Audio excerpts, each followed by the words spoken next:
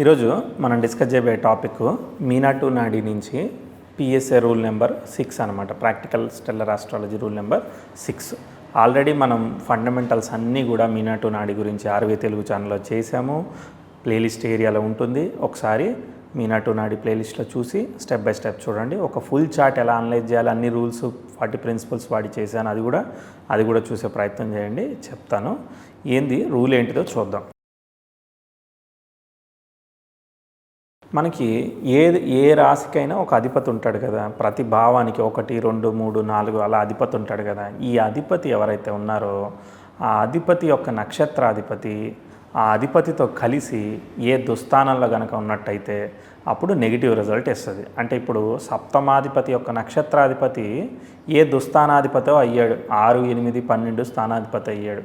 ఆయన అక్కడ ఉన్నాడు అనుకో, వర్కౌట్ కాదు, ఇక మ్యారేజ్ కాకపోవచ్చు, ఛాలెంజింగ్ రిజల్ట్స్ ఇవ్వచ్చు, ఇవన్నీ ఉంటుందన్నమాట. ఇదే విధంగా మనం కళత్రకారకుడైన శుక్రుడికి, సప్తమంలో ఉన్న ఆక్యుపెంట్, పవర్ఫుల్ ఆక్యుపెంట్కి అన్నిటికీ కూడా మనం అప్లై చేయొచ్చు. అలానే పితృకారకుడు అంటే ఇప్పుడు 9వ స్థానం, ఇదే కాన్సెప్ట్. అంటే దుస్థానాల ద్వారా స్పాయిల్ అయ్యే విషయాల గురించి ఈ రూల్ మనకు తెలియజేస్తుంది అనమాట. దుస్థానాలకి ఏ రాశిలో అయినా ఒక గ్రహం ఉంది, అది ఆ భావాన్ని రిజల్ట్ ఇస్తుందనంటే ఆ స్టార్లార్డ్, ఆ భావంలో ఉన్న స్టార్లార్డ్, పంచమంలో ఒక గ్రహం ఉంది, దాని స్టార్లార్డ్ దుస్థానంలో పడి ఆ కారకుడు దుస్థానాధిపతి అయ్యి అక్కడ ఉన్నాడు అనుకో, నెగిటివ్ రిజల్ట్ ఇస్తుంది. ఇప్పుడు ఫర్ ఎగ్జాంపుల్ పంచమంలో ఉన్న గ్రహం ఏ చంద్ర నక్షత్రం అయింది, చంద్రుడు అష్టమంలోనే ఉంటూ స్టార్లర్తో కలిసి ఉన్నాడు అనుకో, అష్టమం ఫలితాలు వస్తాయి అన్నమాట. అనుకున్నమైన ఫలితాలు, సంతానం కలగకపోవడము, ఏదో ఒక ఛాలెంజెస్ ఇట్లాంటివి కూడా ఇచ్చేదానికి అవకాశం ఉంటుంది.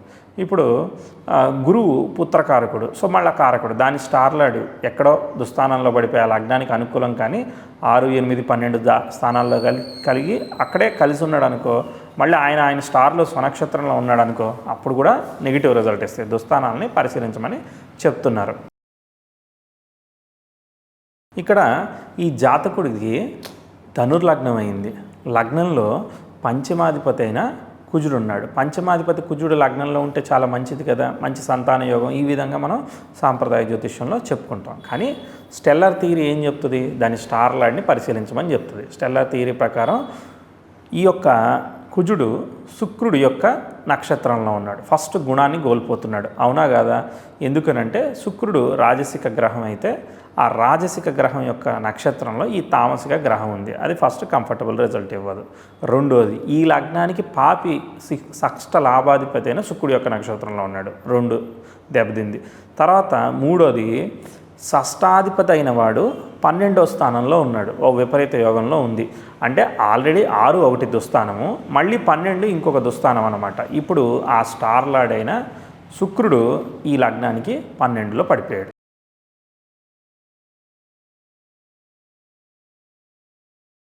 ఈ 3 గ్రహాలు ఇక్కడ వ్యయంలో మనకి ఉన్నాయన్నమాట. అక్కడ ఎవరు పవర్ఫుల్ అనేది పక్క పెట్టేసేయండి. ఇక్కడ ఫస్ట్ దుస్థానాది వెళ్ళిపోయి ఆ దుస్థానాల్లో ఉండడం వల్ల నెగిటివ్ రిజల్ట్స్ ఇస్తుందన్నమాట. అంటే అనుకున్నంత ఫలితాలని ఇవ్వట్లేదు.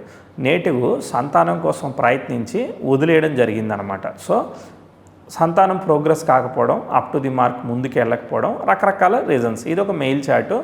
అక్కడ మళ్ళీ ఫిమేల్ చార్ట్ ఏదైనా చూడొచ్చు. అంటే ఇక్కడ దుస్థానం ఎలా పనిచేసింది అనే దానికి మనకు అర్థమవుతుంది. వేరే రిజల్ట్స్, మెటీరియలిస్టిక్ బెనిఫిట్స్ అంటే ఆలోచన, ఎడ్యుకేషను, చదువు, వీటిల్లో ఇవ్వచ్చు అనమాట. ఆ భావం ఇవ్వడంలో ఇది సరైన ఫలితం, దుస్థానం వల్ల సరైన ఫలితం ఇవ్వట్లేదు అనేది మనకు అర్థమవుతుంది.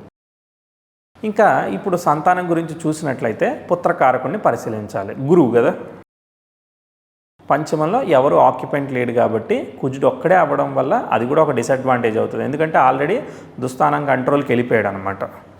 గురువు చూడండి, గురువు స్వనక్షత్రంలో ఉన్నాడు, భిన్న పాదంలో ఉన్నాడు. స్వనక్షత్రంలో ఉండడం వల్ల రాస్యాధిపతి ఫలితం ఇస్తాడు. రాస్యాధిపతి అయిన ఈ యొక్క శుక్రుడు 12లో దుస్థానంలో ఉన్నాడు. ఆయన స్టార్లార్డ్ అయిన శని లాభంలో ఉచ్చులో ఉన్నాడు.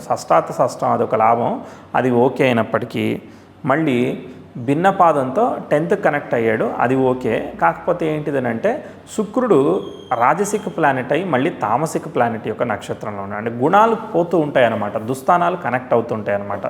గురువు కూడా అంటే లగ్నానికి గురువు విడిగా కనెక్ట్ అవ్వడం వేరే విషయం, కానీ పుత్రకారకుడై అక్కడ కనెక్ట్ అవ్వడం, దాని స్టార్ లార్డ్ అయిన శుక్రుడు సరిగా లేకపోవడం, అంటే పొజిషనల్ స్టేటస్ వల్ల మనం సైన్ ల్యాండ్ని తీసుకుంటున్నాం, సైన్ ల్యాండ్ని స్టార్ లార్డ్గా చెప్పుకుంటున్నాం, ఆ స్టార్ లార్డ్ సరిగా లేకపోవడం. ఇప్పుడు ఈ యొక్క మనకి వృచ్చికంలో ఎవరు బలమైన ప్లానెట్? 10th లార్డ్తో కలవడం వల్ల రవికి దిగ్బలం వచ్చింది. రవే బలమైన ప్లానెట్, కానీ రవి యొక్క నక్షత్రాధిపతి ఎవరు?